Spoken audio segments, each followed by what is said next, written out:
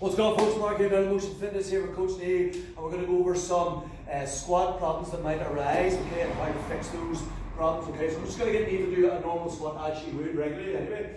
First of all, and you'll see just sort of how a normal squat should look, okay.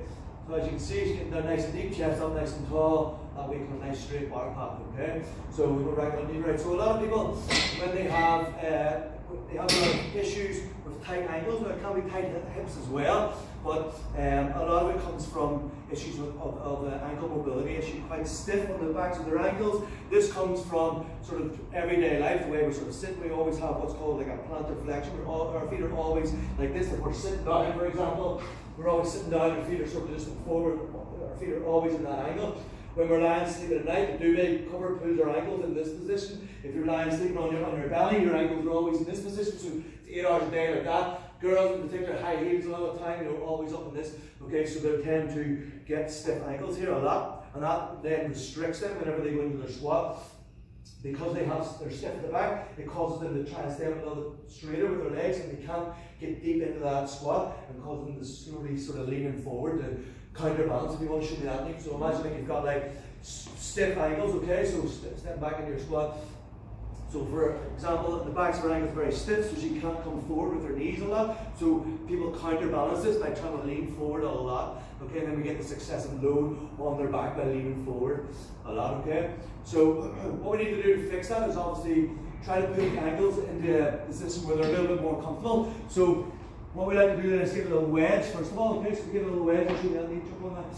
So if you're doing it with the wedge, okay, so what's that going to do obviously is push your feet into that plantar flexion where they're used to, okay? And then she'll be able to get into a nice deep squat, straight ahead, even a little slightly wider with the feet. There you go. Okay, so she can see nice and tall then, you get up a little bit taller. So if you're doing this in the gym on your own, you know, a little wedge or something will help you get into a little bit taller, but you can load that up without having to load your back up too much, okay? You can also use, if you don't have a wedge, obviously you can use a couple of small weight mitts, similar to those. So you can just put your feet just on that, okay? That's going to help, obviously, same sort of thing.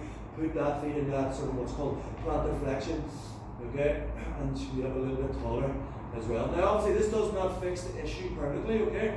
It is a good way to help you still maintain a good sort of straight squat, but it doesn't fix the issue permanently, okay? So what we need to do is try to stretch out those ankles as best as we can. So what I'm going to get you to do, David, is first of all, we go up to the bar, bring it loose, so put your fist in front of the bar, bring your toes in front of your fist, okay, and then you're going to try and get that knee to touch that bar without the heel lifting off the floor, okay, so you've got a fist, yeah, in between there, okay, so from there you're going to push that knee forward without letting this heel lift off the floor, okay, we're going to get that little stretch to the ankle. Now all you want to do is challenge yourself a little bit more, so just step back about another inch or so, put your foot back, and then you're just going to try and drive that knee down, try and get it all the way into that bar without letting that heel lift off the floor, getting that good stretch to the back of the ankle. This is going to help then give you a little bit more room, okay, or sorry, a little bit more depth into that squat after you stretch that out, okay. Now this is something that we need to be doing regularly in order to stretch that out. Another way to do it is you can load this up, okay, so show this knee, so back into that position here, just, yeah, don't have to do it post back a little bit,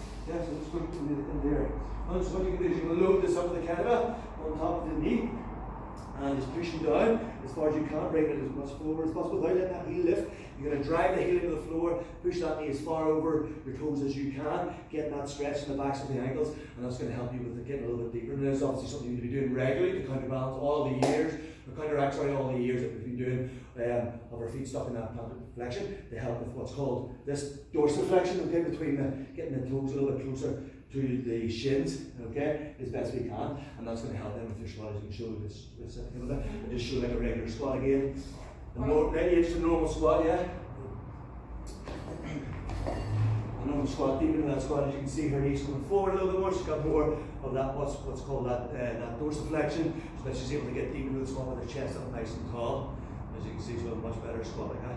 All right, so if you find your squat and you're leaning forward a lot more, and you feel like you're moving your back, help with a little wedge, a little weight underneath the heels of your feet to help you get a little bit straighter into your squat, to help so that you can load up that squat a little bit more. And of course, if you want to fix that permanently, you got to work on stretching out the backs of those ankles a little bit more. Okay guys, hope this helps.